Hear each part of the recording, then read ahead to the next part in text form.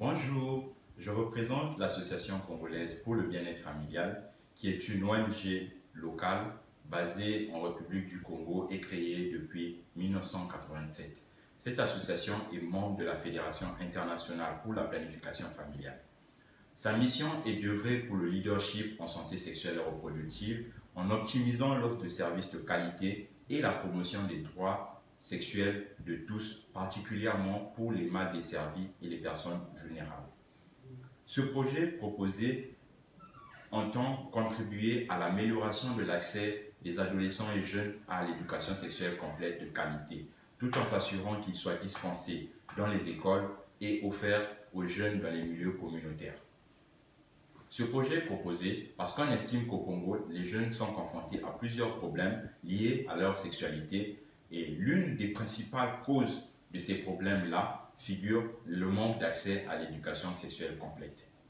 On note par exemple une précocité des rapports sexuels chez les adolescents. Environ 23% des adolescents ont eu leur premier rapport sexuel avant l'âge de 15 ans.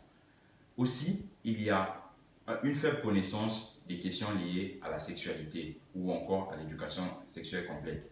On note par exemple qu'environ 14% de filles et 27% de garçons seulement ont une connaissance complète sur le VIH-Sida.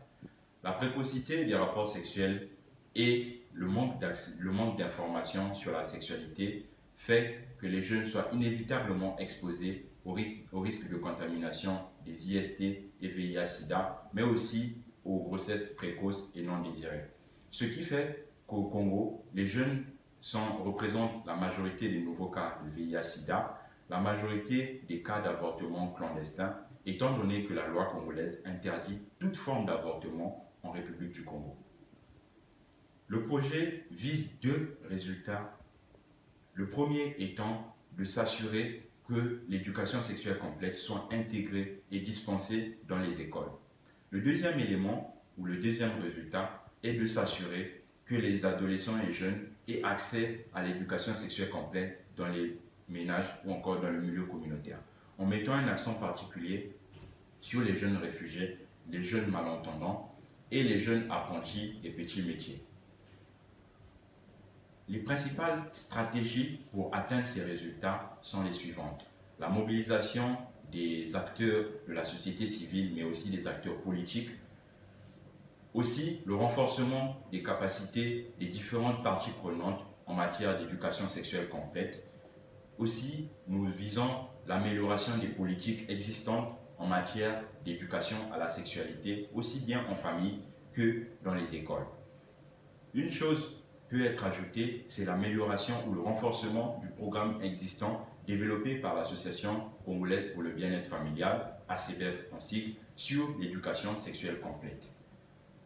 Les différentes parties prenantes, pour commencer par les bénéficiaires, les principaux bénéficiaires sont les adolescents et jeunes issus à la fois du milieu scolaire, mais aussi du milieu communautaire, comme je l'ai dit auparavant, en visant les réfugiés, les jeunes malentendants et les jeunes apprentis des petits métiers. Les principales parties prenantes sont, au niveau du gouvernement, les ministères en charge aussi bien de l'éducation, de la santé que de la jeunesse et de la promotion de la femme. Au niveau de la société civile, c'est de mobiliser toutes les associations ou les organisations de la société civile œuvrant dans le domaine de l'éducation, de la jeunesse et de la santé. Au niveau des professionnels de la santé, l'Association nationale des sages-femmes du Congo sera également utilisée comme partenaire de mise en œuvre de ce projet. Nous serons grés de pouvoir sélectionner le projet. Merci.